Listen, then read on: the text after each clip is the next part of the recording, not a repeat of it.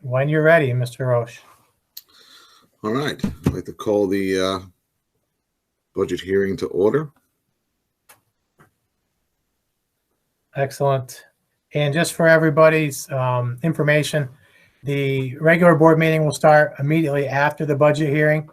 So the budget hearing doesn't necessarily have an end time dictated. When it's over, it's over. Tom will close the budget hearing, and then we'll reset a few documents and move on into our regular Board of Education meeting for May.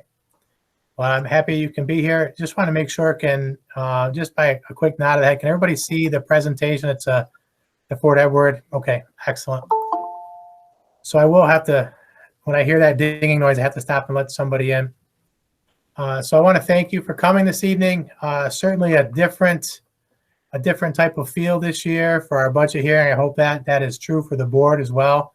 But more importantly, I hope it's true for our constituents, our voting taxpayers and voting residents this year. So wanted to start with the end in mind. And I had Charlene certainly took a look at this. Her technical skill will come in with technical questions, but I'll lead you through the presentation. And I had this slide at the end, and I now have it at the beginning and the end because I tried to remember a few things that some of my English teachers taught me. Start with the end in mind, but I didn't want to leave this till the end because this is the important part of our budget this year. So I wanted to make sure I accentuated at the beginning, but you're going to see this slide again at the end, and that is on purpose. This year. I know last year I had a duplicate slide by mistake, but it reduces spending by 0.74%. So this budget will spend $82,705 less than last year.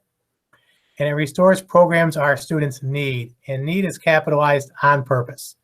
These are not wish list items. These are programs that we were required to strip away, knowing that it wasn't the best for our school children last year. Very difficult decisions as we made every year, but last year we really had to take a lot away from our students.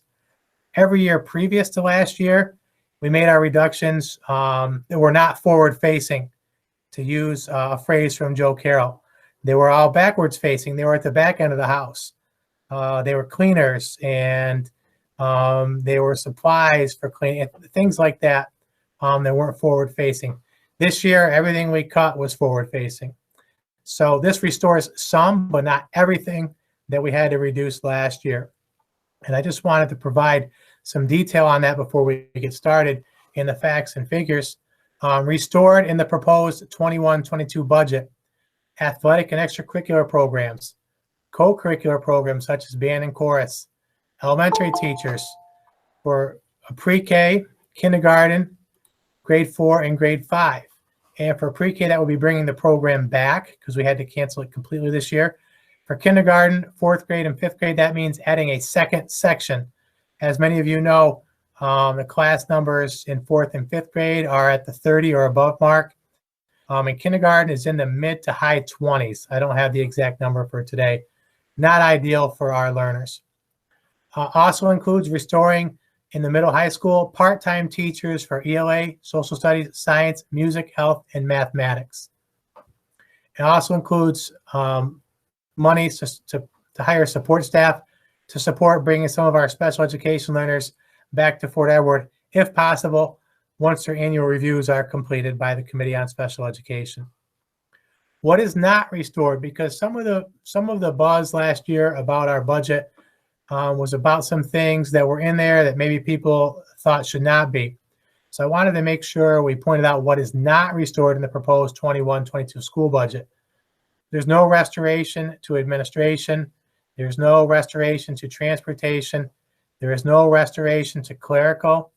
There is no restoration to cleaners, custodial, or buildings and grounds crew. So I wanted to start by getting that out there in case some people aren't able to hang on for the whole presentation. I think that's information worth knowing. Much of this information can be found in the newsletter that was mailed home. Thanks to Ryan Herman and Charlene and the folks over at the BOCE's print shop. They had to turn that around for us really quickly after we got that special news on April 29th. So thanks to them, I truly appreciate their support in getting it done. Of note on this, even though our total expenditures are going down by that 82,705, if you were to compare this to last year's newsletter, you'd see that our program went up by 1%. I forget which category. Oh, it was capital went down by 1% and program went up by 1%. If you'd heard me speak before, administration is certainly necessary. Capital is certainly necessary, but you really want to see your money spent in program for your kids. So that's where we are. And when I compare this to some other local school districts, I can tell you that we have one of the lowest administration costs and the highest program percentages, I should say, not costs, percentages of our budget.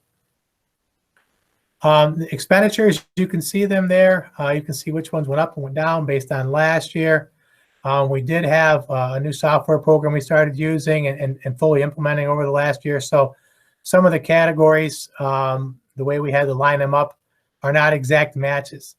The numbers that are important is seeing that we have some large deductions in employee benefits, because we all knew that that was going to happen. And this is just in the administrative portion of the budget. So you can see overall, the administrative portion is up $52,645. And then for the capital, you can see those broken out again by operation of plant, maintenance of plant, and I don't need to read the whole thing to you. Of note, you can see the amount of money we're saving on debt service due to some strategic refinancing last year. That's helped us get to the spot where we are with fund balance coming out of the end of this year and looking forward to this budget for next year. And overall, you can see a reduction in $226,705. And then the instructional program, same thing. You can see down through all of the areas. Again, I'd like to point out the employee benefits reduction of almost $171,000. And worth noting, our employee units coming to the table last year and helping us realize that savings. The other savings are certainly significant. Some are due to budget transfers and moving things into different codes as we fully implement that software. But that employee benefits line, that comes from the great work of our bargaining units and coming to the table last year and working with us to try to find a way to keep things going for kids here at Fort Edward. So I want to just put that out there for them. And you can see overall right here, instructional spending is up by about 91,000, a little over 91,000. And that's just total expenditures across the whole budget there at the bottom line. I want to bring us back to that. You can see across our whole budget, it's a reduction of $82,705 from last year's budget. And then the revenues. This is the fun part, right? The money that comes in, not the money that goes out. You can see them all there. You can see that our state aid projection went down. You can see that our payment in lieu of taxes is gone. Many of you already know that's because the Irving pilot has ended, which has created a new set of challenges and questions for us, which we're working through. We'll continue to work through, and there'll be more about that a little bit later in the presentation. And you can see that we're not appropriating as many reserves this year because we don't have as much left in reserves. We're hoping to refund some of those reserves with fund balance at the end of this fiscal year. And you can see we did appropriate $109,611 in fund balance. And we did that after we learned of the first reduction in the Irving assessment so that we were able to stabilize our expected tax rate. And obviously we have new information since then that's affecting our budget in a certain way. Property tax report card, just required to go out to everyone. We didn't make any changes to it since the last time you've seen it, but did want to display it again this evening. Shows you all the required information and has the percentages on there. One that sometimes makes people concerned is showing that our proposed levy is going up by 12.78%. We've talked about that. So that's about $385,000 that it's increasing by. And 305 of that is attributed to Irving coming off the pilot, approximately 305. And the rest is attributed to carryover from last year that we have due to the fact that we had to go on a contingent budget because our budget was defeated by the voters 2 times.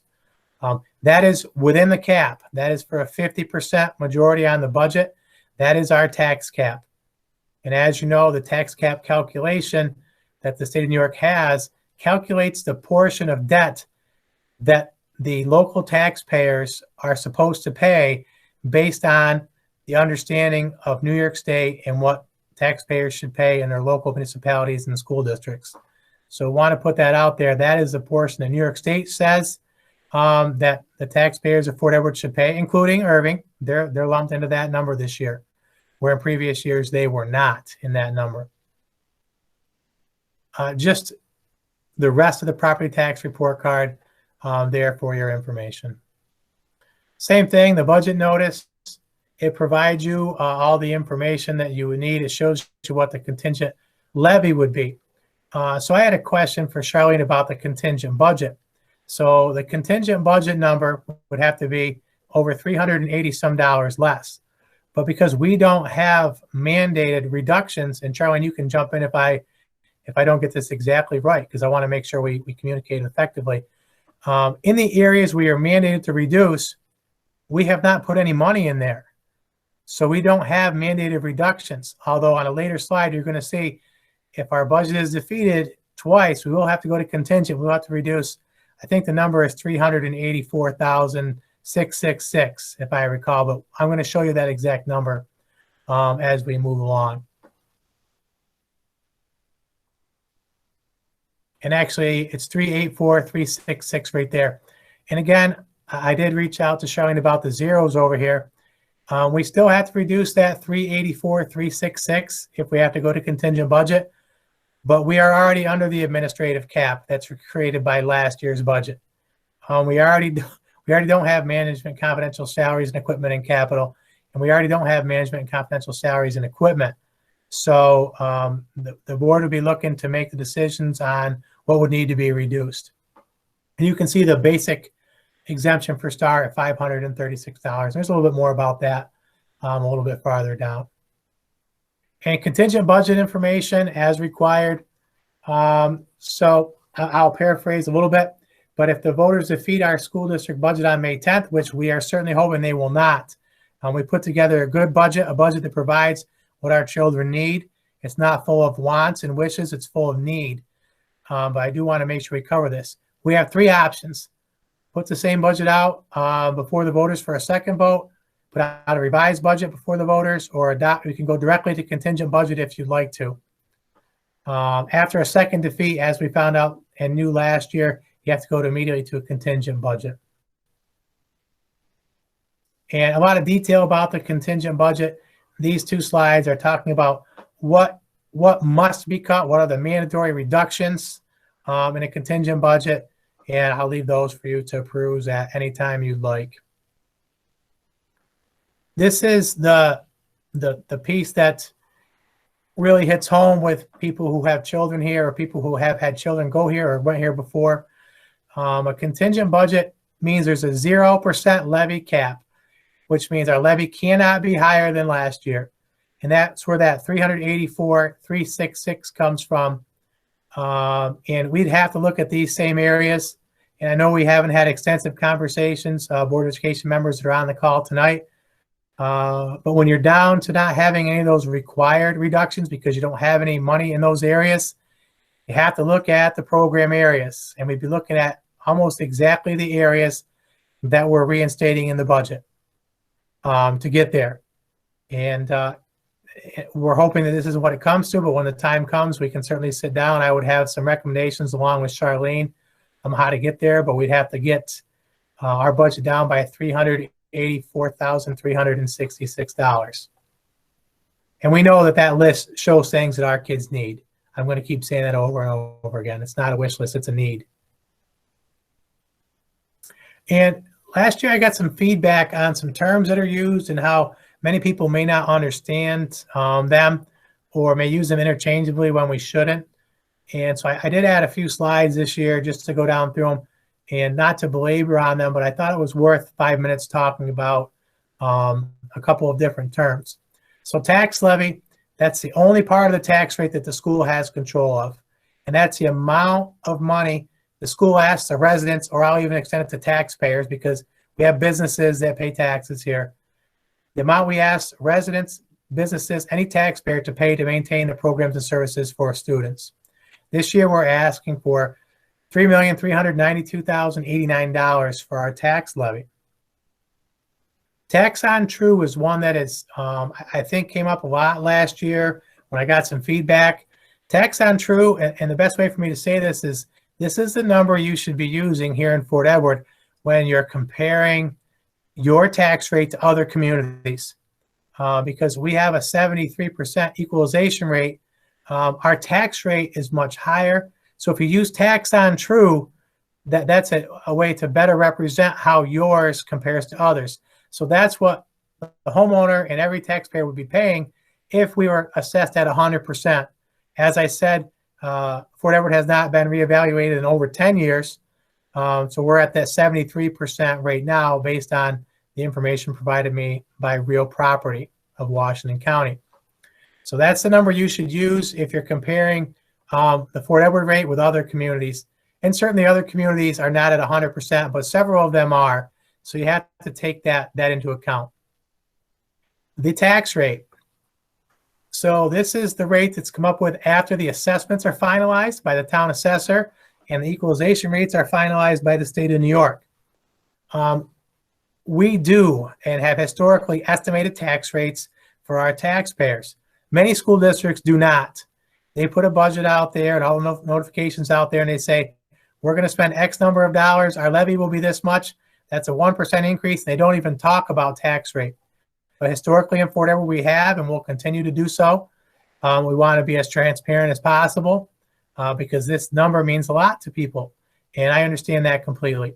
So our estimated school tax rate based on the most recent information, which everyone knows the most recent information just became available to us a little over a week ago, is that our tax rate would be $29.90 per thousand assessed value. That's a 62-cent increase over last year's rate of $29.28 per thousand. So tax impact. What's the effect on my bill? And this is what people want to know, right? And I understand that.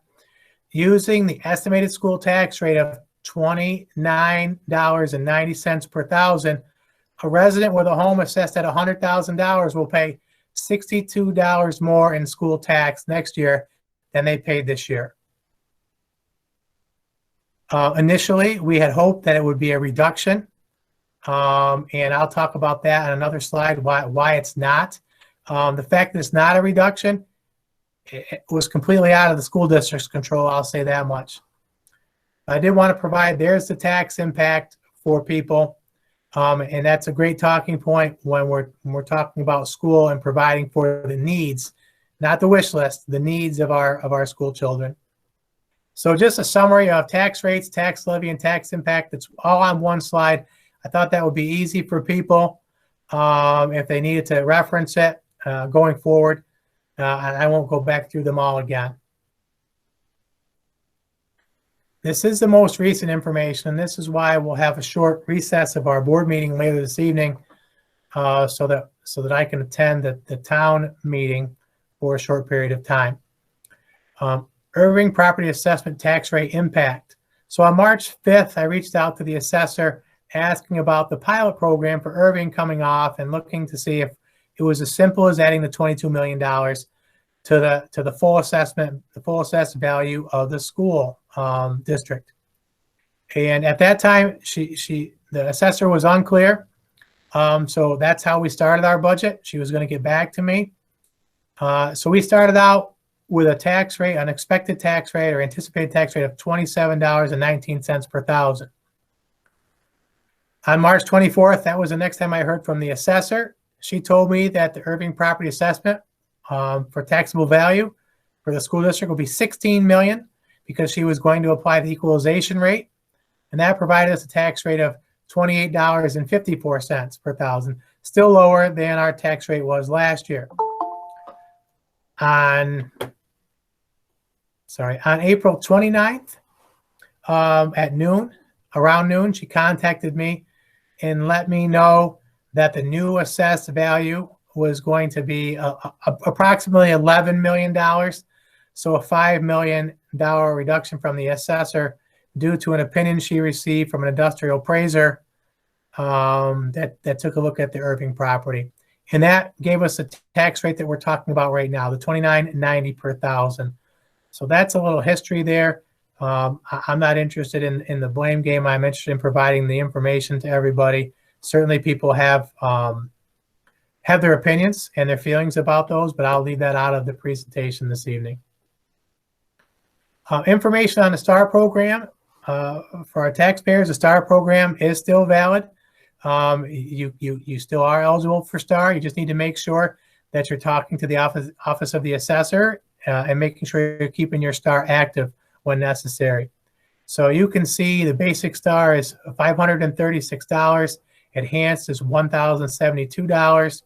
And it's also worth saying that your maximum STAR can't exceed more than 2% of the prior year's maximum savings. So we wanted to make sure we provided that information. So it is also on the newsletter that went out. So we'll move on to the ballot items. We only have one proposition this year. There are no buses. There are no special propositions. We have one proposition, and it is to adopt the annual budget in the amount of $11,096,764 for the 2021-2022 school year. And we also have the election that day, and we have 2 5-year seats coming. And one is due to Todd Tyler, whose term expires on June 30th, and one is for Dan Shields, whose term expires on June 30th. Both of those individuals did not submit a petition to run again, so I assume that they are out. And we have 3 candidates vying for those 2 seats. We have Amanda Durkee, John Guglielmo, and Elaine Tracky-Saltzman. They are listed in alphabetical order. And it just talks about that you have to be a qualified voter. It gives the information there. And this year, it's important to know that we are in-person voting on May 18th from noon to 8 in the elementary foyer. We will be using the voting machines again, but absentee ballots are available, and we've shared this information a few times on our website, social media, and in our board meetings. To get an absentee ballot, you have to contact Mrs. Bissett at least 7 days prior to the election. So that would be tomorrow. If you're going to want your ballot mailed to you, there is an application you have to fill. It is not hard. You provide your personal information, your address, and you check a reason for not being able to come in person. And COVID related is one of those boxes you can check again this year. So we don't want anybody not to have the opportunity to vote, but we do need to make sure that they meet those deadlines that are required. So I'm going to go back to the end, or to the beginning, and circle around. So our proposed 2021-2022 budget reduces spending by 0.74%, $82,705 less than last year, and it restores programs that our students need. And again, the list of things that are restored and the list of things that are not restored. But I can see that I did not have the custodial, was omitted on this last slide, the custodial cleaning and buildings and grounds. But again, that was not, there's no restoration in that area in the 21-22 proposed budget. Any questions from anyone out there about the information presented?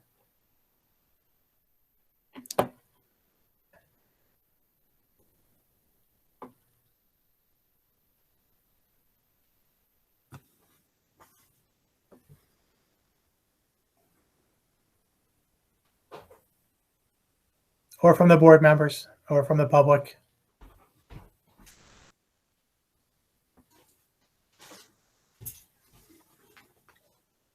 Hearing none, I just want to go on to say, just to remind everybody that the budget vote Tuesday, May 18th, 2021 in the elementary lobby from 12 to 8 p.m.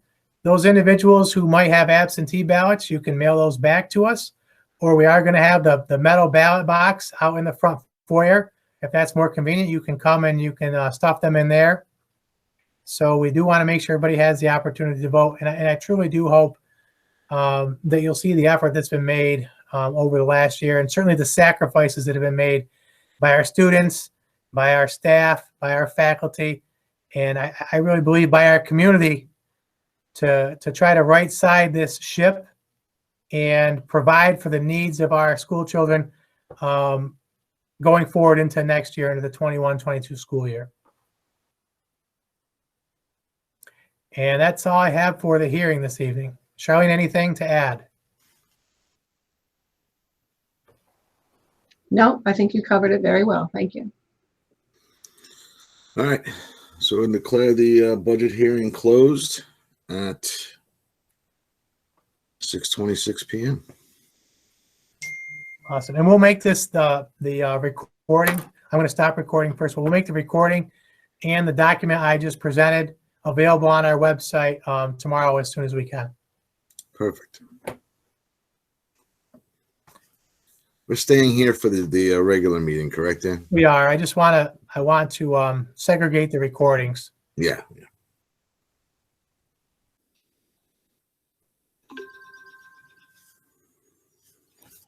All right. Whenever you're ready, Mr. Roche. We'll call the meeting back to order from our adjournment. Thanks, Dan, for making that, saying what you said down at the town board meeting. Dan basically just wanted to set the record straight about the things that went down, the timing of everything, and how I'm sure we can all do better to do things in the future. The treasurer report, that's in our packets. Does anyone have any questions for Charlene that we had next or during the finance committee meeting? No. All right, then I will move right to K-12 principal report. Mr. Glano, you are up. Thank you. Grades 3 through 8 have completed the New York State ELA and math tests. So definitely a great job to our teachers and everyone involved with the special accommodations and makeups, and obviously just running the actual assessment, so that way all of our kids had a chance to take it. I would like to say that both in our elementary school and in our middle high school, as well as our senior class in particular, I have 3 different letters that will be going home. One focused on our elementary kids and the changes in the schedule, end of year activities, really focused around the snow day givebacks and how that might change our schedule, make sure our parents have their home care all set up at the end of the year, but also looking at our kindergarten graduation, our 5th grade moving up ceremony, and getting some information out to our parents around that. It will look different than it has in the past, and that's just because of the times that we're in, but we're still going to find a way to make sure that those students are celebrated for their success. Within the high school, obviously the end of the year and the Regents exams, there's some information that needs to go home to our families. And it's something that I expect to be out as early as tomorrow and as late as really Wednesday, really trying to get that information out to our families, and also talk a little bit about some of the end of year events, including our 8th grade moving up ceremony, and some more information for our seniors focused on senior events, specifically around graduation and the senior ball, some of the senior trips that were planned, and getting some more information to our families. So expect that information to come out in the next couple of days. Some other things that are happening in our building as the end of the year, we usually try to put some events about vehicle and car safety. And we have the Battle of the Belts, which is a NASCAR sponsored simulator, and the Fort Edward police are going to come over and do a demonstration for our kids on the 14th. We also have JC Good coming on the 20th and doing a presentation on distracted driving, which I think is something that definitely this time of year, as we get new drivers and as our high schoolers are driving, and even us adults need to remember to put down the device and don't look at the device as you're driving, because you can't do that and bad things can happen. So JC Good is going to share her story with us, and I think that's a great opportunity for us. So what else did I miss here? So obviously, we're still looking to have a successful end to our school year. There's some more work that has to be done and some more communication going home, but our kids are meeting us halfway. Our teachers are putting in the work. And obviously, our community is behind us to finish out our year strong. So we're trying to make this year a successful year.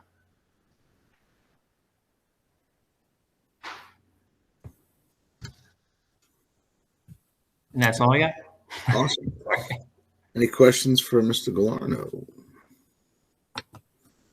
Well, we appreciate the work you're doing, sir, especially as a parent, again, of a senior. I appreciate the work you're doing, getting all that stuff coordinated for them.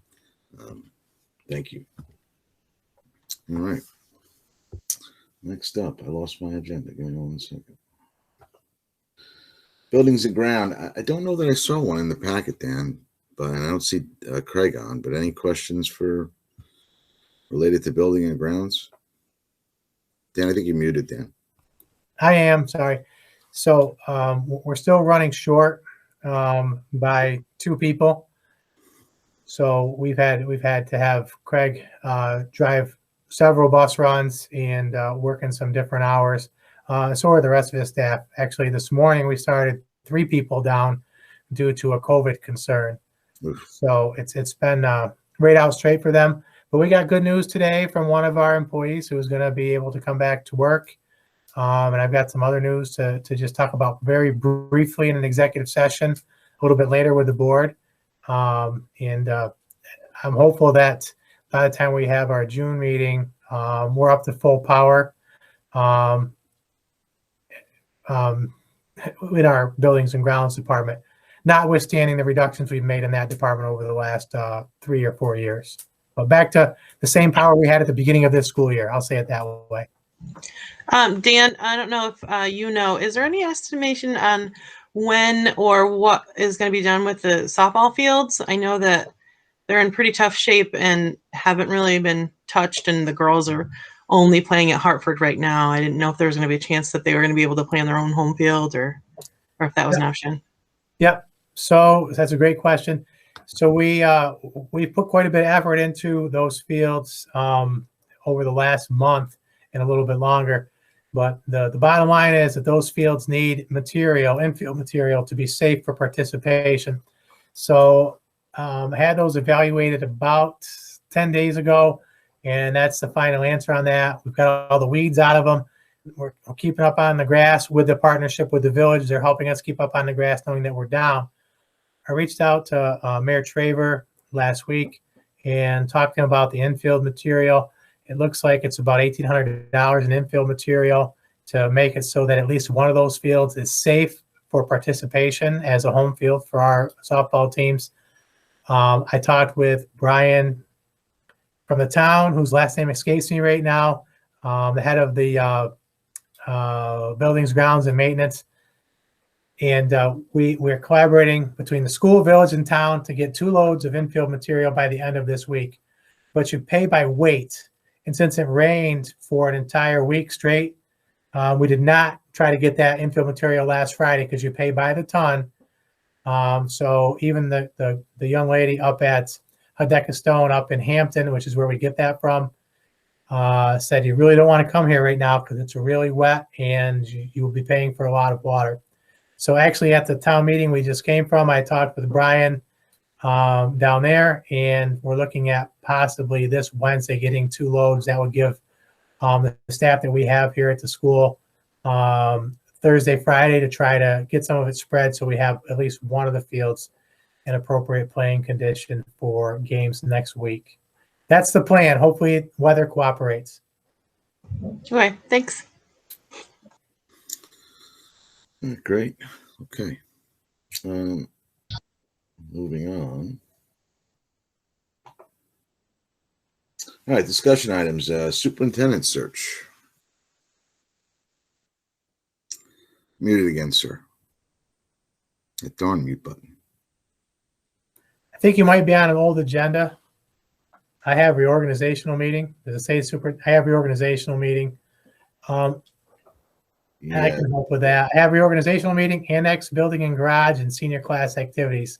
Yeah, I've got senior superintendent search on top of that, but that's fine. I mean, okay. We've been talking to James about that, so I think we're good. Yeah, so no, I can do that. No update on the superintendent search other than the information you've been receiving from Mr. Dexter. Okay, So great. just pay attention to the emails from him. We are going to have those interviews in person. I'll set that up here in a large enough space so we can be safely socially distanced, and the board can interview those candidates in person here at school. So more details to come on that as we approach. I think that was June 1 was the date of that. Yep. Without going into my calendar. So more information to come. Reorganizational meeting. I have an agenda item a little bit later in the agenda. So the rules are that it has to occur on a specific date or at least within the first 15 days by resolution of the board. So you can pick anywhere between July 1 and July 15 for that reorganizational meeting, but you have to take action to set that date. So I don't know if you want to have a discussion about what date. I know last meeting, Toby had said she had thrown out there July 1. But I don't know where the board fell. I think you guys were going to check your calendars and get back. Yeah. I know I think July 1 was something we talked about, but some folks go away that week, so I don't know. Is July 1 working for everyone? Just real quick, show of hands or whatever. Is July 1 good? Yeah. I'm good. Yeah. Looks like July 1's a winner for most, if not all. So let's do it July 1, which is a... We'll fill that in when we get down to that motion then. All right, yeah, July 1 is a Thursday. Okay. And annex building and garage. As you knew from one of my past updates, I met with the buildings committee of both the town and village. And since then, Mayor Traver has been in touch with me to let me know that the town and village are interested in taking possession of those buildings out there. The village would be the lead agency. That's how they explained it to me. I just wanted to make sure that the board had a chance to discuss that. And I also want to make sure that you would give me the direction to reach out to our council and to our risk management safety specialists about preparing to transfer that property over to the village. Absolutely. I think the board was pretty united on that front. We think it's a great solution to a bunch of problems. It's a good building for exactly what they want to use it for. So, yeah. Okay. So hearing no opposition, I'm going to move forward with that conversation. That will likely take longer than my tenure here, but maybe not. I'll do my best, but I'll try to get it set up with Christine Lanchan and Mr. Needham from Needham and Associates. And then senior class activities, I just wanted to make sure we're looking for some more detail on the trip to Twin Pines. I did put a little outline in the board packet folder, but I wasn't able to do that until about 12:30 or 1 o'clock today. But they've outlined it for us, so we have dates and times and all that. So I know you guys had already approved them, but you were looking for a little more detail on that one. I would recommend that if you have questions, please feel free to ask them. Mr. G and I can try to answer them. But they did a good job outlining it for us now. We feel a little more comfortable with that trip. Thanks again to Mr. McGurl for that. That's awesome. All right. Awesome. We all good with discussion items? I am. All right. I'm just going to follow along with yours, Dan. I guess I printed an earlier version, but consent agenda. And I have a motion to accept consent agenda A, B, and C. Dan, sorry, Dan, May 4th board minutes are not in there. They're not in the packet, Toby? No, they haven't. No, I haven't finished them yet. All right. Sorry about that, everybody. Okay. I'm And going to mark on that. were there budget transfers for April? I don't recall them there being. Who was that speaking? Sorry. Oh, Charlotte. Yeah, we didn't have any last meeting. So if there isn't any, then we can just we'll take that out there and do A and B, Tom. Yeah, I'm going to modify. So I need a motion for consent agenda A, approval of board minutes held April 19th and April 27th. Need a motion. Motion. Got Joe, Second. Anita. Any discussion? All in favor? Aye. All good? Okay. Cool. I need to have a motion on B, approval of treasury report for March 2021, revised as included in the packets. Need a motion. Chris, Second. Joe, any discussion? All in favor? Aye. Everyone's good? Okay. Cool. Moving on. We're gonna strike C. All right, action items. Need a motion to approve the CSE CPSC recommendations as included in the board packets. Need a motion. Motion. Christina. Second. Second. Ella. Any discussion? All in favor? Aye. Everyone's good? Okay. All right. B, motion to approve the disposal of fixed assets as listed in the board packets. Motion. Chris and Anita, any discussion? No. All in favor? Aye. Looks good. All right. Thank you. We don't have any new policies, right? Am I following along correctly? Yep. Okay. All right. D, we need a motion to approve the second final reading of the following new policies. 6570 remote working, 3520 extraordinary circumstances, 7150 remote learning, 7551 revised sexual harassment of students, and 5633 gender neutral single occupancy bathrooms. Need a motion. Motion. Nita and Joe. Any discussion?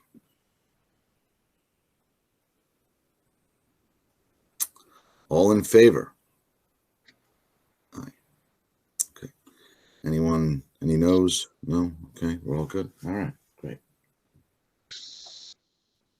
Motion to set the date of the 2021-2022 reorganizational meeting for 5:30 on Thursday, July 1st, 2021.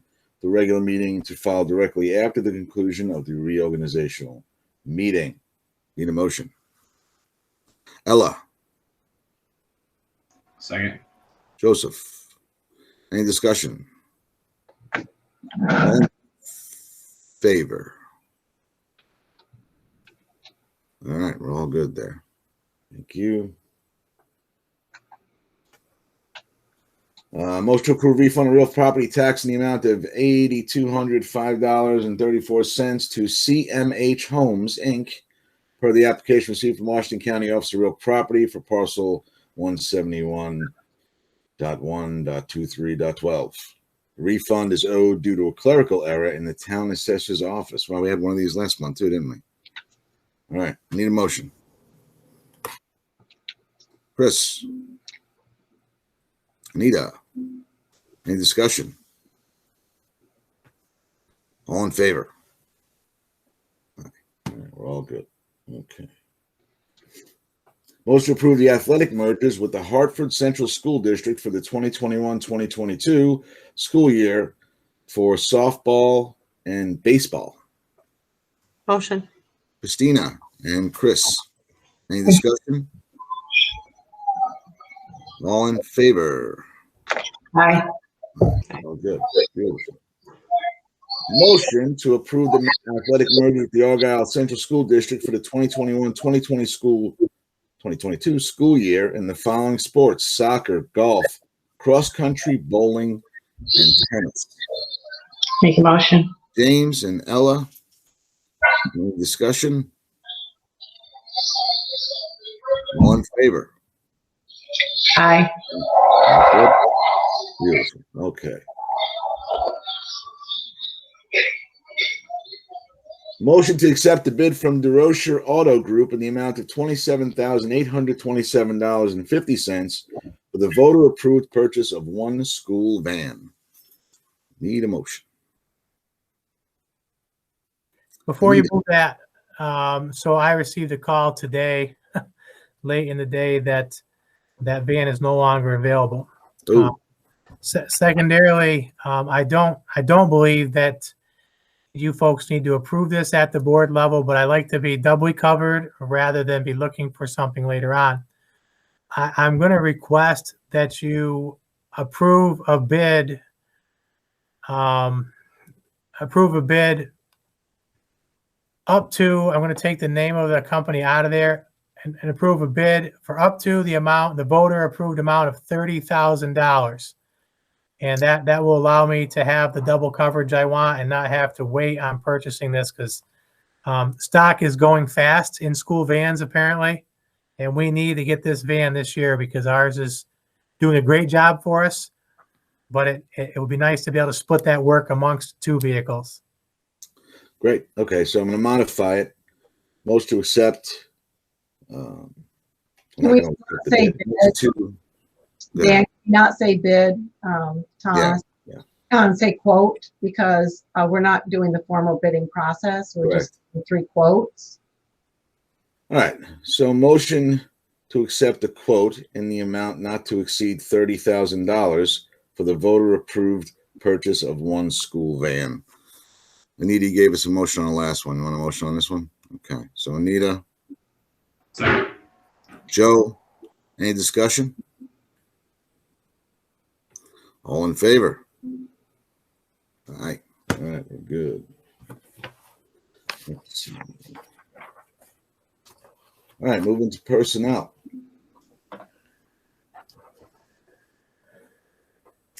Be it resolved that the Board of Education of the Fort Edward School District, upon the recommendation of the Superintendent of Schools, hereby grants tenure to Amanda Lucas in the tenure area of English teacher effective August 31st, 2021. Motion. Christina and Chris. Chris and Chris show tonight. Any discussion? All in favor? Why? Any opposed? Anyone abstaining? Okay. All right. There we go. Congratulations to Congratulations, to Amanda Lucas. She's not on the call, but I will certainly let her know that that was a positive vote for her tenure this evening. Absolutely. Be resolved that the Board of Education of Fort Edward School District, upon the recommendation of the Superintendent of Schools, hereby grants tenure to Lorinda Huntington in the tenure area of physical education teacher effective August 31st, 2021. Motion. Chris and James. I'm sorry, Christina and James. Any discussion? She's doing an amazing job. That's great. That's good discussion. That's good. All right. All in favor? Aye. Aye. All right. Resounding yeses. Wonderful. Congratulations, Miss Huntington. And I will same thing. Congratulations to her, and I'll certainly inform her tomorrow as soon as I can that was a unanimous action by the board this evening. Excellent. All right. Toby, do you know of anyone desiring to make a comment to the board? There is nothing in the chat. Okay. On that, I need a motion to enter into executive session to discuss matters referring to negotiations with specific entity as well as the employment of specific individuals. Need a motion. Motion. Joe and Anita. Board of Education members and other individuals invited into executive session are reminded that all matters discussed during executive session must be kept in the strictest confidence. All in favor? Okay, we look good. We are entering exec. I do not believe that we have any intention to conduct business upon our return. That is correct. So thank you to the public for joining us this evening. And we will be returning here after executive session to close the meeting. But again, we don't intend on doing any business. I'll see everybody on the other side. I'll send you an executive session link. No, we don't need Mr. Galarno or Mrs. Petro Durgan for executive session. I know I don't. No, I don't think there's a need. No. John and Charlene, have a great night. Enjoy Night. the rest of your evening. Take care. Okay. All right. I need a motion. I do have my headphone in, by the way, so she can't hear anything that's actually happening. Gotcha. I give a motion. Anita and James, all in favor? Aye. Aye. Thank you, folks. Good work tonight. I appreciate it. Everyone have a great evening. I look forward to, I look forward to next Tuesday about 8:15. And thank you to everybody for the passage of our school budget. So I hope that's the next time we have to meet, and we don't have to meet again until June 10th. Well, we There have you we have Thursday, don't we? Candidates. Nothing personal, right, Dan? Candidates. Oh, yeah, Candidates June, tonight. we have to do June 1st.